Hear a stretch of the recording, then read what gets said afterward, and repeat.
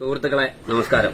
അപ്പൊ നമ്മളിപ്പോ കണ്ടുകൊണ്ടിരിക്കുന്നത് കടുത്തുവ, കൊടുത്തുവ, കഞ്ഞിത്തുവ എന്നൊക്കെ പ്രാദേശിക നാമങ്ങളിൽ അറിയപ്പെടുന്ന ഒരു ഔഷധ സസ്യമാണ്. ഇത് മഴക്കാലങ്ങളിലാണ് കൂടുതലായിട്ട് വളരുക.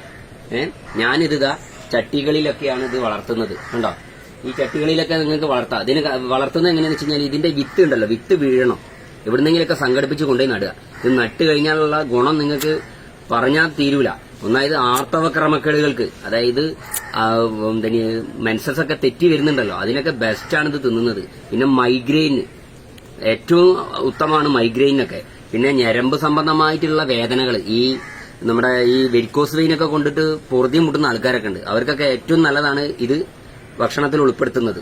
മഴക്കാലത്ത് ഉണ്ടാകുന്ന ഒരുവിധപ്പെട്ട രോഗങ്ങൾക്കൊക്കെ പ്രതിരോധ ശേഷി കൂട്ടും.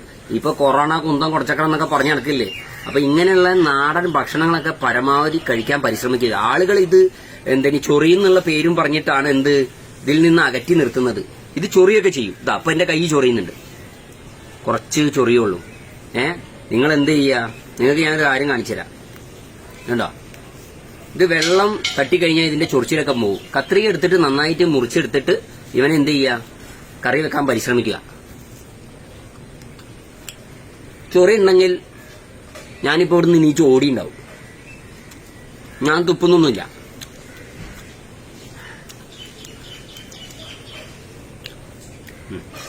തിന്ന്